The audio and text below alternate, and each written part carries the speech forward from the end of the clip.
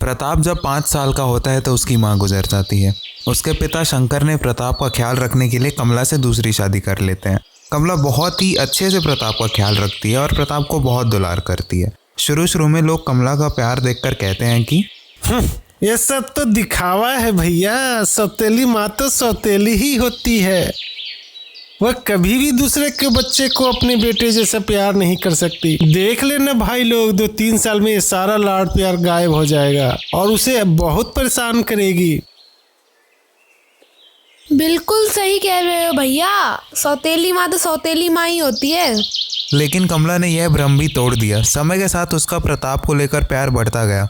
एक दिन अचानक से शंकर को दिल का दौरा पड़ता है। अपने अंत समय जानकर शंकर अपने पास कमला को बुलाता है और कहता है, तुमने बिना मांगे मुझे सब कुछ दिया है। जाते जाते बस इतना ही कहना चाहता हूँ कि अब तुम प्रताप के लिए उसकी माँ भी हो और उसकी पिता भी। मेरे मरने के बाद तुम वैसे ही प्यार देती रहना। आप जैसा चाहते हैं वैसा ही होगा।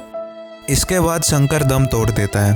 पति का क्रियाक्रम विधिवत करने के बाद कमला सिलाई का काम शुरू कर देती है, जिससे उनका गुजारा अच्छे से हो सके। वह सारा दिन काम करती है मगर प्रताप को कभी कोई कमी नहीं होने देती। वह प्रताप को अच्छे स्कूल भेजती है और प्रताप भी मन लगाकर पढ़ाई करता है। एक दिन वह शहर में जाना माना सॉफ्टवेयर इंजीनियर बन जाता है, मगर साथ ही साथ वह कमला को समय से पहले ही बूढ़ा कर देता है। अब वह ज्यादातर समय पूजा पाठ में बिताती है। एक दिन वह सोफे पर बैठकर आराम कर रही थी, तभी वहां प्रताप एक लड़की के साथ आता है।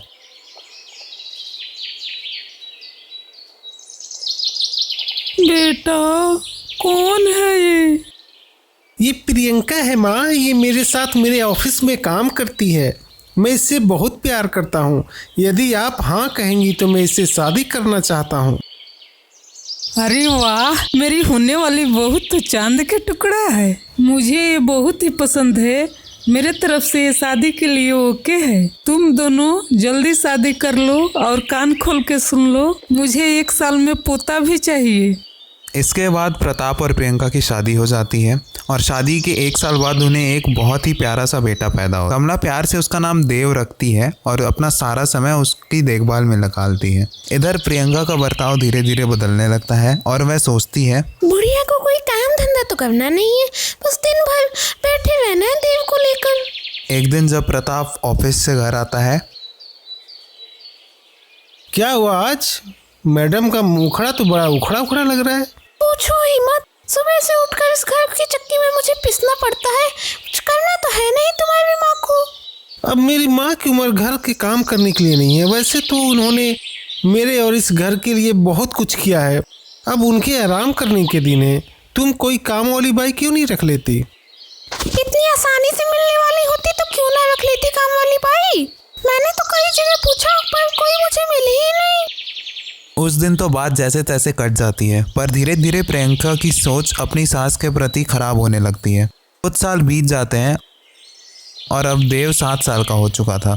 वह अपने सास से सारे काम करवाती और उस पर चिल्लाती भी थी। जब देव अपनी दादी की मदद करता तो वह उस पर भी चिल्लाती। और फिर अगले दिन प्रियंका की दोस्त उसके घर आती है। और कैसे चल रही है तेरी गृहस्थी? कुछ मत पूछ यार, इस बुढ़िया ने तो नाक में दम कर दिया है।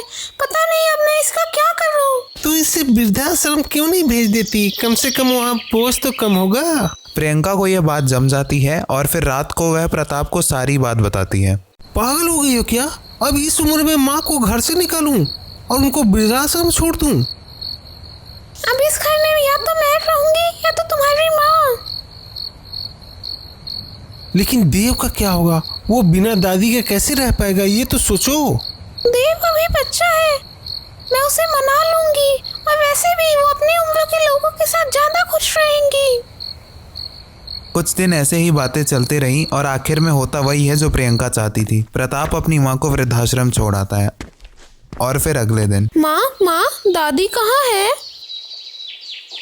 हमने उन्हें वृद्धाश्रम छोड़ दिया है।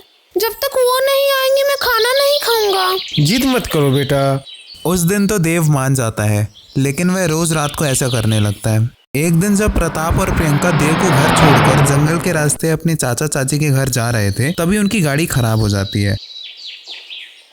वह अपनी गाड़ी से बाहर निकलते हैं, तभी उनके सामने अचानक से एक साया प्रकट हो जाता है और कहता है कि तुमने बहुत गलत किया है। कौन हो तुम? इतनी जल्दी भूल गए बेटा? पापा आप? तुम मुझे पापा मत कह। तुम अपनी माँ को वृद्धाश्रम भेजने जैसा पाप करने के बाद ये अधिकार खो चुके हो। अब मैं तुम्हारे बेटे देव को अपने साथ लेके जा रहा हूँ। नहीं पापा जी, देव के बिना मैं नहीं रह सकती।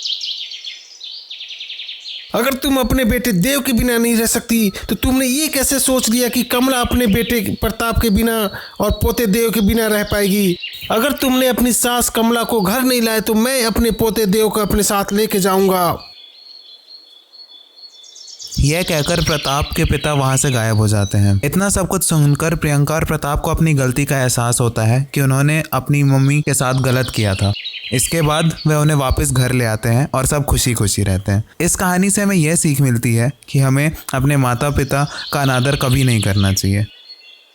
अगर आपको हमारी ये हिंदी कहानी पसंद आई हो तो हमारे चैनल को सब्सक्राइब कीजिए, वीडियो को लाइक कीजिए और कमेंट करना ना भूलिए। धन्यवाद।